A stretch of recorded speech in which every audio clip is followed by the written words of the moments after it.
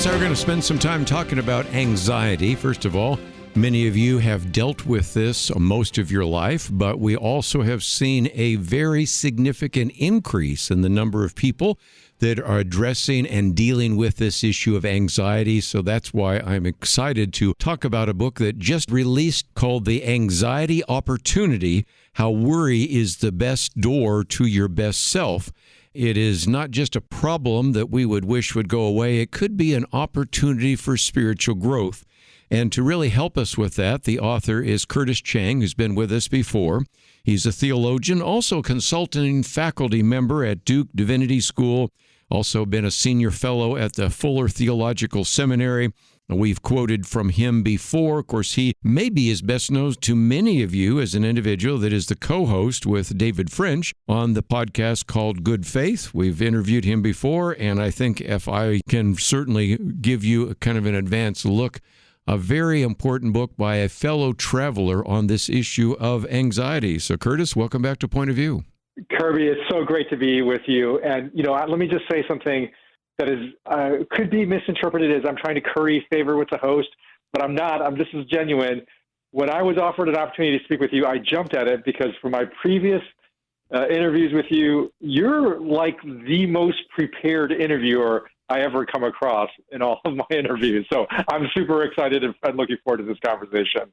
Well, I have looked at every page of your book, but I already knew about it because there was an article I believe that you had put out where I had read your story about being basically an individual that as a latchkey kid dealt with anxiety at a very young age. So then when I saw the book, Steve and I said, well, we got to get him on first of all. And then as I read that, well, that's the part of the first chapter of your book. So in some respects, I sort of already knew that this would be a very significant book. What I have in front of me here is kind of the advanced reading copy. It comes out today, so I'm sure there's just all sorts of endorsements for it, which were not included in this, because you have certainly had a great influence with a lot of people that we've interviewed on this program. Let's get into it. Let's take you all the way back to being a latchkey kid. I guess we first have to explain, Curtis, but explain that and talk about how even at a young age you were dealing with this issue of anxiety. Yeah. So a latchkey kid is someone who comes home from school alone and lets themselves into the house with a key sort of under the latch.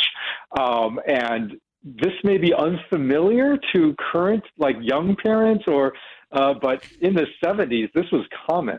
And what this created in me as a child was a great deal of anxiety as an 8-year-old coming home to an empty home by myself. And I open the book with this story because it is a great reminder for me and for everyone else that how that anxiety is often formed in us, or we have anxious experiences from a very early age, and that we carry it with us. And we're especially struggle with it if we are not given the language and the biblical tools to make sense of our anxiety. And when I was a child, I was not given any of those tools or sense-making help on this experience because I grew up, one, as an immigrant. So in the Chinese-American culture, there's just, in the traditional culture anyways, there's just not a lot of space made for anxiety or anxious feelings. We're kind of told to just buck up and not don't be so worried and get on with your life. And then also growing up as an evangelical Christian in the 70s, we similarly did not have really categories of mental health, of emotional distress, and so forth. So I was really unequipped to deal with it. And so as a latchkey kid, I ended up adopting all sorts of coping mechanisms that just tried to help me make it through, but didn't actually help me look at and examine and then especially grow spiritually through my anxiety. And that's really why I wrote the book, is because I think without the language, without the biblical tools, we are tempted to slide into the prevailing ways in which Christians and also, frankly, many non-Christians have been formed to respond to anxiety, which is to just treat it as a problem that we're supposed to make go away in one way or another. And the great irony is if we only look at anxiety and respond to anxiety as just as a problem, we not only miss the opportunity for spiritual growth, but we actually are at great risk of making the anxiety worse precisely because we're trying to make it go away. Well, and again, I think if nothing else, we are offering good news because just to take you back to the latchkey kid, you would oftentimes call your mother's bank where she was working to make sure she had left. Now, of course, we have cell phones, so that makes it easier. Which would have made it a little different, perhaps, for you, because if you were worried or they got stuck in traffic, you could do something like that. Many of the drugs, dare I mention Valium, Xanax, things like that, didn't exist when I was growing up. And also, I think the church maybe has started to figure out that we don't beat people over the head with Philippians 4 and other passages. So in some respects, this is still a real challenge. But again, for some of the individuals listening today, the good news is we have a lot more to address some of those issues of anxiety, both outside the church and especially inside the church, than we had just even a few decades ago, wouldn't you think? I think that's right. But I do think that with even these greater tools, it's still possible to miss, I think, the fullness of what God has for us. And maybe let me step back and just articulate what I think in the Christian world are the two prevailing ways that we respond to anxiety. And both of them, though, share some similarities, right? And so the two ways that I would sort of broadly categorize the standard Christian response to anxiety is we either pray it away or we prescribe it away. Yeah. Pray it away or prescribe it away. And the thing that unifies both of those approaches is that we are still viewing anxiety as solely a problem to make go away, either through spiritual means or through secular mental health. So in the pray it away, I think there are more churches that are getting better at not treating anxiety as a sin or as a spiritual flaw. But believe me, I've talked to a lot of churches as I've been we're doing research for this book and also promoting the book, and there are still many Christian circles, networks, churches that still fall into this teaching that anxiety is a sin. It means that you don't have enough faith, so therefore you have to pray harder and pray anxiety away. And I explain in my book why I think that's a misread of the biblical verses, especially Philippians 4:6. And it's a really mischaracterization of how the Bible portrays human anxiety. So that's one way it would be pray it away. Then the other would be this prescribe it away, which I think in some churches that have more room for mental health distress, they will say, okay, it's a legitimate problem. It's not a lack of faith, but we'll outsource it to secular mental health. Right. And Curtis, of course, you talked about pray away and prescribe away, but that's, I think, the key issue. There's another possibility, and if you take maybe move anxiety off for a minute and talk about, let's take depression. Some of the great political leaders, even in our country, some of the greatest theologians dealt with depression. Go all the way back to the first century. The Apostle Paul had some kind of thorn in the flesh. And there's a sense in which we either think we've got to pray it away or prescribe it away. And yet, in some respects, it can be a teaching tool. And isn't that the theme of your book? That is. It's a profound teaching tool, not just to get thoughts into our head, although it can do that, but also to actually experience Jesus more directly through anxiety. And this is why in my book I talk about all this gospel stories that show that Jesus meets people not after they get rid of their anxiety first, or get rid of their anxiety, then only able to meet with Jesus, but they meet Jesus precisely in their moment and their experience of anxiety. And that's really is the book is trying to teach people that possibility exists and how to access it very practically. Can I just mention the clobber verse? And that quote comes from Dan Allender, who's been on the program with us actually for decades. I also noticed that Curtis Thompson has endorsed your book, and of course he's been on with us. Pete Wayner been on the program with us. Dan Allender and others warn about maybe overusing Philippians 4:6. Do not be anxious about anything, but in every situation by prayer and petition with thanksgiving present your request to God. It's a very true verse, but it sometimes appears to be, again, inside the church, what's called a clobber verse. Can you explain that? Well, that's just a verse which is used out of context to tell people they should just stop doing something. And I won't do the full exegesis of Philippians 4:6. That's all in my first chapter of my book. But I'll just throw this really, sort of pointed rebuttal to this notion that Philippians 4:6 shows that anxiety is a sin, which is that earlier in the book, Philippians 2:28, that Paul talks about his own anxiety. He talks about how he's anxious for the fact that Epaphroditus has not been returned back to him, and he's very clear. He uses the exact Greek words for anxiety about how to describe his feelings. So it would be very strange if Paul, having just talked about how anxious he is, yes, meant Philippians 4:6 to say, and don't be anxious because it's a sin to be anxious.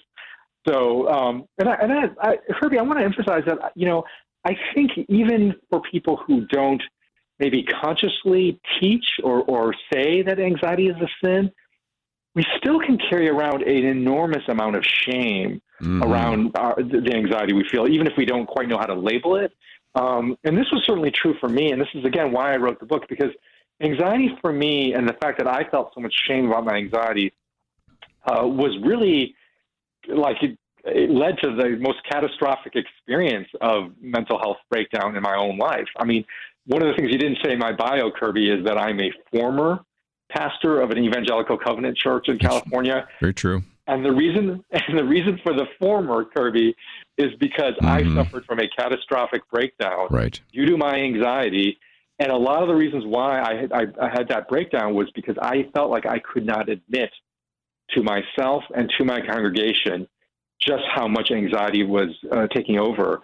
And because I just kept denying it, deflecting it, suppressing it, and not really looking at it, it grew to such catastrophic proportions that it ended my pastoral career. So I write and think theologically as somebody who knows the experience of anxiety and its devastating impact from the inside out. So when I say that it is not just a problem, but it is also an opportunity, I'm not saying that lightly. I'm not trying to diminish that or just say, oh, it's so easy, just do this. I know the struggle and the real pain of suffering from anxiety, but it's precisely because of the depths of that pain that there is a depth of redemption possible in it. And again, that's what I love about the book. I love your vulnerability, the fact that you're a fellow traveler. And of course, we've said this before, that probably the best people to counsel an abortion-minded woman is somebody who's been exploited by abortion. The best person maybe to provide counsel and care and understanding to someone dealing with drugs is somebody who's been a drug abuser in the past. So that is certainly the case. Let's, if we can, maybe talk about what you call the name of anxiety and really the origin, because it gets down to fight and flight. Fight towards the threat, flight away from threat. And throughout your book, Curtis, you spend some time putting together kind of a chart to help us understand what anxiety is, naming it, and why that's so important. And I think because you use that chart time and time again, I think that's going to be key to people understanding what you're going to be talking about. Yeah. Well, I think the one way to summarize all of it is to say that to name anxiety accurately is to name an underlying fear of loss. That's what anxiety is. Anxiety is the fear of some future loss. And it's important to underline the future. Anxiety is that we're anticipating something that could happen in the future that involves us losing something that we value. And because it's something we fear losing, we then react to it in these ways of either fighting against the possibility of that loss or fleeing away from any scenario or possibility of that loss. And this is why it's actually such an important opportunity for spiritual growth, because it actually is an invitation from God for us to look at loss, at the losses that we fear. And also, this is really important, also, what do we really believe and expect from God about that loss? Because, again, this is where I think Christians can get misled and are mistaught that, especially if anxiety is a sin, is we are mistaught that God promises somehow we will never experience loss. Because that's really what we're saying when we say anxiety is a problem. Because if anxiety is the same thing as loss, right? So if we say anxiety is a problem that we're supposed to push away, then we're being set up to think that our lives should be guaranteed, should be insured against all loss. And anybody who has lived, honestly, for any period of time knows that's just not true. Even if you are the most devout Christian, most faithful Christian, It is not true that we live lives that are insured against loss by God. And the scriptures actually, when we really look at it, do not promise that God will insure us from all loss. So therefore, the answer to anxiety has to be something other than we make it go away. It has to be something that in which we actually head into it. We experience it because our lives are going to be experiencing loss. And so that's the real opportunity for growth, is it completely refashions any mistaken notion about our lives and loss and God. And those are just like fundamental things that every human being has to go through. Worried about loss. Of course, I work with some individuals that worry because they might disappoint me, or those kinds of things, because those do surface. We just already acknowledged that Paul felt anxiety.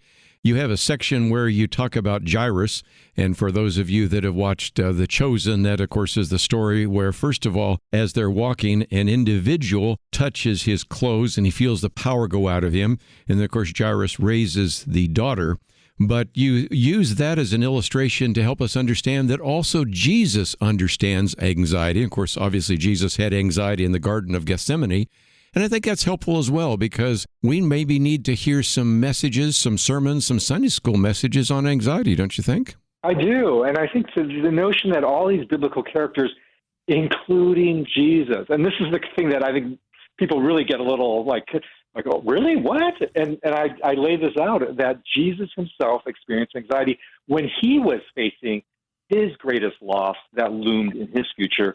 And this is all in the passage of Gethsemane. All three of the Matthew, Mark, and Luke go out of their way to narrate Gethsemane as a moment of Jesus' experience of anxiety, because he's about to face loss. And John does it in John chapter 12.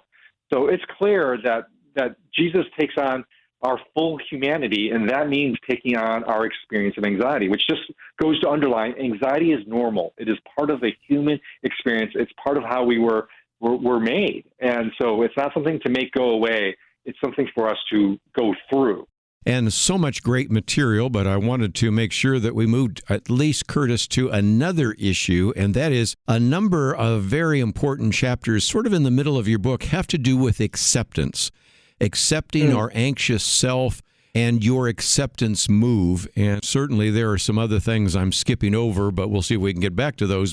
This idea of acceptance is so foreign because, again, if what you're hearing is pray away or prescribe away, acceptance, that, again, is just one of the most significant parts of your book.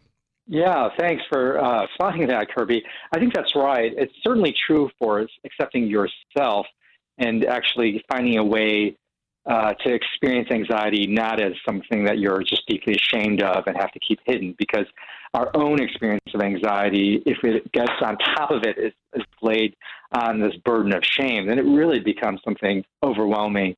And as I said, my own experience as a breakdown, was, I think, a product of that shame plus anxiety burden.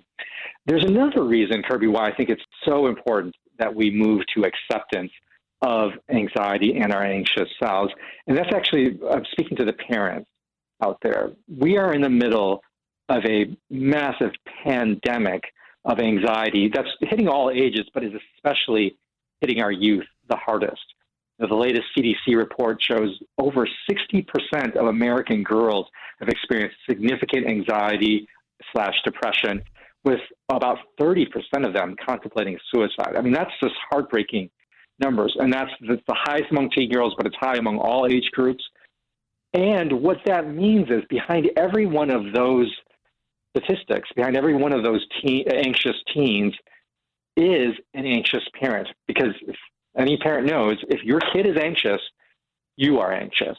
And so we're in a moment where parents across the world, across the countries, are really having to decide and figure out what they do with their own parental anxiety. And this is why I write a number of my chapters are really addressed to parents, and encouraging and inviting parents, one, to accept their own anxiety, because if you hate your own anxiety, if you're ashamed about it, guess what? That's going to completely leak out in how you deal with your anxious child, because they're going to be mirroring to you your own anxiety that you really are ashamed of and want to make go away. You're going to want to make that problem go away for your kids rather than being able to enter into that experience with them and accept them as anxious kids, as anxious teens, rather than like trying to just make that problem go away for them. And that's it can be a really damaging message and relational dynamic set up when the parent is just trying to make the anxiety go away in their kids, because it doesn't make room for the kids to actually have their own experience and for themselves to believe that they're deeply accepted. And I've had to learn how to do that in my own parenting, Kerby, because I am very prone to trying to solve my kids' problems. I mean, it's what I talk about in the book as Sure. I play consultant dad, and that actually what's been really sobering and convicting for me to realize is so much of what motivates consultant dad, like when I'm trying to just solve my kids' problems, is that I'm actually trying to make my own anxiety go away. I haven't actually accepted my own anxiety, and so I can't accept my kids' anxiety either. Wow. Let's just maybe talk about how to use this book. I was going to do that later, but since you brought it up, obviously this is a book that any individual kind of struggling with anxiety, wondering how to think this through, can read on their own. Number two, the way you've put this together seems to me this would be a wonderful group study. And so I oftentimes encourage people that maybe have a small group or a various kind of Sunday school class or life group or something like that to go through. But also, you've just talked about this. How could a parent address this? There is a sense in which, yes, I have to deal with my own issues, but at the same time, maybe there's a way to talk about, read through together some of this, because, of course, you had nothing of that when you were a latchkey kid, but now Right. you have a resource that you could use to read through together or read at bedtime or around the dinner table or something like that. Have you thought about this? I have, and I deliberately wrote the book to be really accessible to all ages. I mean, I am doing some important, I think, theological work, but I try to hide the vegetables. I try to smuggle in the vegetables as best as I can, the theological vegetables. And so I think it's really accessible to teenagers. And we tested it with a number of folks of that age range, and they found that it was really helpful for them. And so I do think if you have the kind of relationship with your teenager where you could actually suggest, hey, can we read a book together? Because I think this is something that maybe we're both struggling with. And to be able to read it and every few chapters check in with each other and talk about, what did you think about that?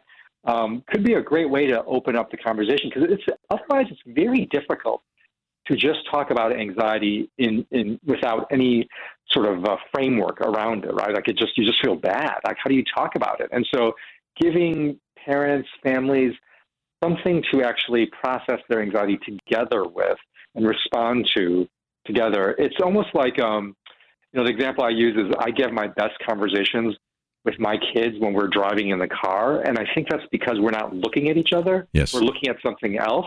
And so it's because they kind of close up if I'm like talking about, tell me how you're thinking. Tell me what you're thinking about. Tell me how you're feeling. How's life? It's too much, right? The teens aren't wired to have that kind of intensity of face-to-face experience.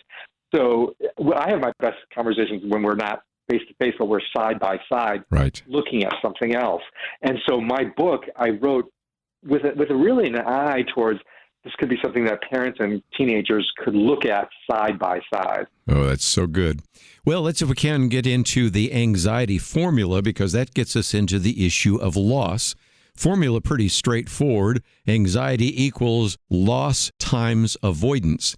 And then you go through a series of chapters on what do you have to lose, how are we trying to avoid loss, as well as getting back what we lose. So in some respects, this is the section near the end of the book in which you talk about the fact that what creates anxiety, it's that issue of loss. And you really want to take us through some of the steps to maybe just ask ourselves, well, what's the worst case scenario if you lose? And most importantly, how to really kind of deal with the loss that is painful in your past. Can you speak to that? Yeah. So when I say that anxiety equals loss, that should automatically confirm for everyone that, again, this is why anxiety is not a problem to make go away, because loss is inevitable in our life. We will go through loss in our life, which means we will experience anxiety. The choice is, though, how much anxiety and how do we hold that loss? Because this is where that second part of the formula comes in. Anxiety equals loss times avoidance. We don't have any choice about whether we'll experience loss. We do have some choice about what avoidance moves, how much avoidance we will engage in life. And this is what happens is when we are trying to avoid loss, by either our mental rumination, thinking over and over something, by fleeing away from a problem, by avoiding it. And my book outlines all the many ways that we have different avoidance moves. What we are doing, what anxiety equals loss times avoidance tells us, is we are trying to avoid the unavoidable, right? Because loss is unavoidable. If we are engaging in mental or behavioral practices of avoidance, we're trying to avoid the unavoidable, which means we get on a hamster wheel. Like that's what the hamster wheel experience of people who are really stuck in anxiety experience. They're furiously making moves, mental, behavioral, physical moves even sometimes, to try to avoid the unavoidable. And so my book is trying to invite people to lower, to drop down, to relinquish their addiction, their hamster wheel behaviors that are about avoiding the unavoidable, and instead go through loss, hold that experience of loss with Jesus, because that's the model of Jesus. Jesus did not avoid loss. He did not avoid the cross, which was the loss of all losses. Instead, he held that experience with his Father, and we're invited to do the same. Of course, you talk about breaking addiction to avoidance habits, because after a while you get into a habit of trying to avoid those issues. We talk about this idea of maybe thinking through eternity, nurturing our imagination from avoiding to holding. So we'll get into some of that as well. It's all part of this new book, The Anxiety Opportunity, How Worry is the Doorway to Your Best Self. It is published by our good friends at Zondervan. One of the things you talk about is what is called a through line. That goes maybe to Luke 24, but one of the things you talk about is not only through lines to eternity, but even in your section on nurturing our imagination, you say to hang on through loss, we need to hang on to a through line. Can you explain that? Right. This is, I would say, the theological absolute core of the book, because if we have come to finally recognize that anxiety is about loss, and we make anxiety worse by trying to avoid loss in our life, then what is the ultimate answer for Christians about loss? And here's where I believe we have to recapture the connection between resurrection and our current experiences of anxiety. Because the answer to loss cannot be we can avoid it. It is that we go through it. And for the Christian, the great promise of going through loss is that there is resurrection, there's restoration. That is the great Christian promise of resurrection, is that all of the losses that we experience in life, of our family, of our friends, of our finances, of our physical well-being, that culminates in death, the loss of all losses, that we can't avoid it. We have to go through it in faith and hope, with the belief that all of those losses, including all those losses wrapped up in our body, will be returned to us, will be resurrected. And it's important to underline what resurrection means. Resurrection means it is life after death. It is, in other words, it is you go through loss, the loss of all losses. You go through death, not avoid it, not going away from it or around it. You go through it, and on the other side, God raises us back and returns to us all of what we have lost and more. And so the Christian response to anxiety can't be, God will never make anything bad happen, will ensure me from anything bad happening. It is, I can go through it with Jesus, in Jesus, because through Jesus, I can go through loss and have resurrection on the other end. And so much of what I'm writing that book in that last few chapters is I'm trying to encourage folks to cultivate our imagination of the anxiety of resurrection, such that it's a real thing. It's a real promise and a real hope that we can hold on to precisely as we go through the losses we will inevitably go through in life. Well, let's take that old formula. Anxiety equals loss times avoidance. And now you have kind of a post-resurrection anxiety formula, which is anxiety equals loss divided by holding. And so you're really moving, as you say in that chapter, from avoiding to holding. And maybe, again, we need to explain what that looks like. Yeah. So holding is one, most fundamentally holding on to the promise of resurrection and holding on to that Jesus has shown us in his own death and resurrection that this is our future. This is our future that we can hold on to. So we're holding on to that promise of resurrection.